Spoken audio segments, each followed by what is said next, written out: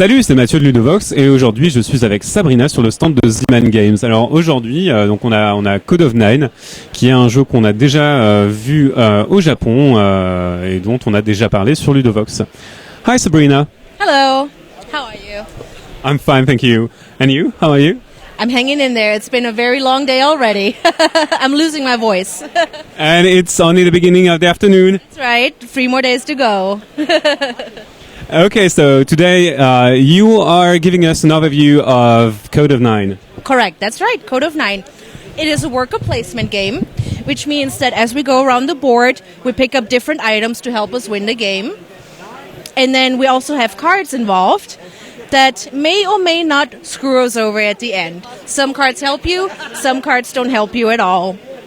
The game is sectioned off into 5 rounds. As we progress, we keep marking out with the player marker. During each round, you're able to collect the items from your section. In section 2, 3, 4, and 5, you can also go back and collect your stuff from earlier sections. Let's see. Each player gets 3 tokens and 2 cards. The player looks at their cards and then puts them face down in front of them. There are 2 sections where you can put your cards. And then on the board, there are corresponding places where other players can look at your cards. The top card is a little bit easier to look at. So if you think that your bottom card is worth more or helps you win the game more, you put it on the bottom. There's only one spot on the game where other players can look at that. So as we go through the game, each player places their token on a spot, collects what they get for the game, and it moves on to the next player. We keep going until all our meeples have been placed. Once everybody's tokens have been placed, we progress to the next round. There are 2 very special tokens in the game, the black and white candles. When we collect those, they may or may not help us get additional points at the end of the game. We go around the board. Once we're done with all 5 rounds, everyone flips over their cards, and starting with the lowest number in the bottom, we resolve what the text on the card.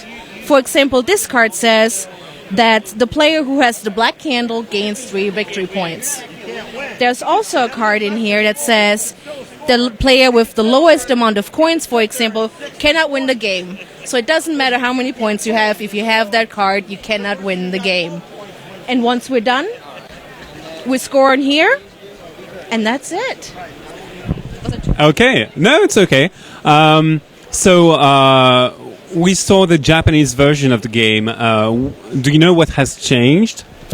I haven't seen too many changes, no gameplay changes. There may be some editing of the text to make it understandable or more easier to play, but there are no huge differences from the Japanese game.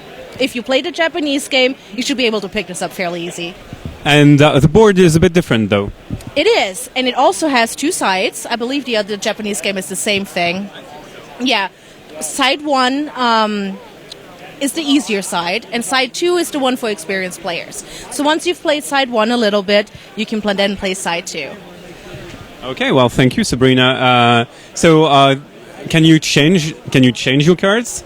You can at the beginning of the game. If you don't like your cards, you may return them to the deck. However, you lose one of your tokens for your first round, so you have 1 less turn on your first round. Okay, well, thank you very much for this overview of the game.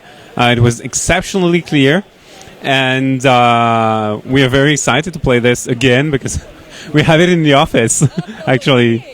So we just didn't have the time to play it yet. À bientôt sur Ludovox, salut!